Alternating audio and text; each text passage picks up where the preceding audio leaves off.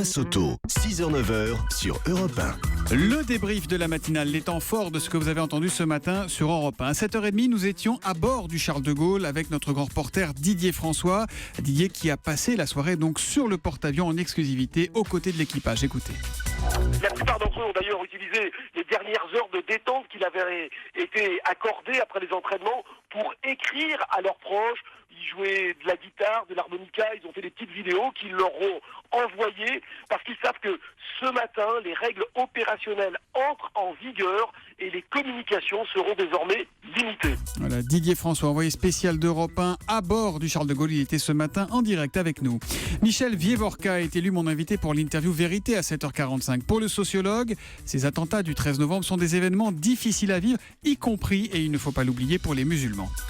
Les musulmans de France, il leur est dit depuis des années, ne soyez pas musulmans dans l'espace public. Il y a même des voix un peu raides qui leur disent et ne mettez pas de foulard, non seulement si vous êtes une fille pour aller à l'école publique, etc. Donc, premier message. Et deuxième message, écoutez, vous qui êtes musulmans, vous et vos responsables, vos imams, etc., dites dans l'espace public que vous êtes contre Daesh, contre cette violence, contre la barbarie. Donc, entre la haine directe et ces messages ambivalents, c'est très difficile d'être musulman aujourd'hui.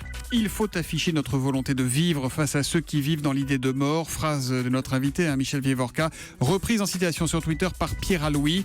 Une belle parole de sage dans ce monde tourmenté, cela fait du bien le matin. Enchaîne Rodolphe PHP, toujours sur Twitter, toujours avec le hashtag E1matin. Le ministre de l'économie Emmanuel Macron veut épingler les entreprises qui mettent beaucoup trop de temps à payer leurs fournisseurs. La méthode est simple, dénoncer publiquement les mauvais payeurs. À 7h15, Axel de Tarlet nous donnait quelques noms dans les experts. Ont des oursins dans les poches, les entreprises. Alors, on vous l'avait dit, SFR, Numéricable, Airbus Hélicoptère, c'est plus surprenant. Le jambon Paul Prédo et également Coma Sud, c'est une entreprise de matériaux de construction. Donc vous voyez, mieux vaut ne pas être trop en affaire avec ces entreprises-là. L'idée, c'est qu'en faisant la mauvaise publicité contre les mauvais payeurs, on les pousse à abandonner ces mauvaises pratiques. Et puis Jean-Philippe Ballas nous racontait cette histoire amusante à 6h15 dans le kiosque, celle du petit Ethan. Il a été choisi pour interpréter l'hymne national australien avant un match de baseball. Mais malheureusement, Ethan a été pris d'une crise de hockey. Voilà, ça c'est une crise de hockey et ça va être comme ça pendant 2-3 minutes. Écoutez. Voilà. C'est ce qu'on appelle un petit moment de solitude ou comment transformer un instant solennel en crise de fou rire général. Alors à côté de Ethan, on voit les joueurs qui ont du mal à garder leur sérieux, mais on sent aussi qu'ils encouragent le gamin qui va tenir bon, il va aller jusqu'au bout. Oh, bravo. Voilà, formidable Ethan, on vous met la vidéo sur europe1.fr.